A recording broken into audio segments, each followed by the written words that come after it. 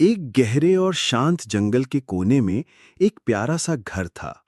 उस घर में रहते थे एक भालू जिसका नाम था नस्तासिया और उसकी संवेदनशील और प्यार भरी पत्नी पेट्रोवना।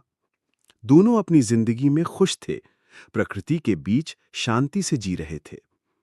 कुछ सालों बाद उनके घर एक छोटी सी खुशी आई। उनका बेटा सिसुदगर।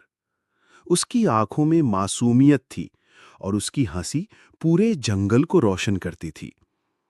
अब वो तीनों का परिवार एक सपने जैसा था। हर दिन नए पल, नए खेल और मुस्कान से भरा होता। एक दिन नस्तासिया, पेट्रोवना और सिसुदगर जंगल की सैर पर निकले। घर खाली था, लेकिन उस घर के खिड़की से एक और आंखों ने झांक कर देखा। एक छोटी सी बिल्ली जिसका नाम अभी किसी ने नहीं रखा था। बिल्ली जंगल में अकेली थी, कब से अपना एक सुकून भरा कोना ढूंढ रही थी। जब उसने उस भालू के घर को देखा तो उसकी आंखें चमक उठी। सुंदर सा घर, नरम बिस्तर, हर एक चीज प्यार से सजा हुआ था।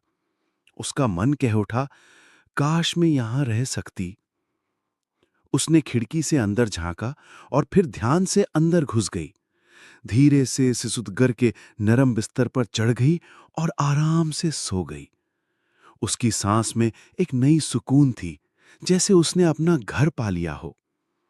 जब नस्तासिया परिवार के साथ घर लौटा तो उन्हें एक अजीब सी शांति महसूस हुई। घर में एक नई मेहमान थी। पेट्रोवना ने बिल्ली को देखा तो गुस्सा नहीं आया, बल्कि उसके मन में एक मां का प्यार जाग उठा। उसने बिल्ली को उठाया, प्यार से गले लगाया और कहा, अब से तू भी हमारे परिवार का हिस्सा है। सिसुदगर तो खुशी से झूम उठा। उसे एक नई दोस्त मिल गई थी।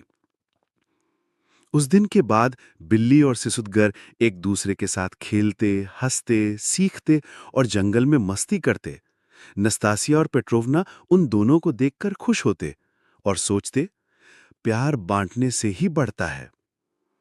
मोरल: कभी कभी अनजाने लोग अपनी जिंदगी में इसलिए आते हैं क्योंकि वो उस जगह के लिए बनाए गए होते हैं। जब हम अपने दिल के दरवाजे खोलते हैं तो जिंदगी और भी सुंदर बन जाती है।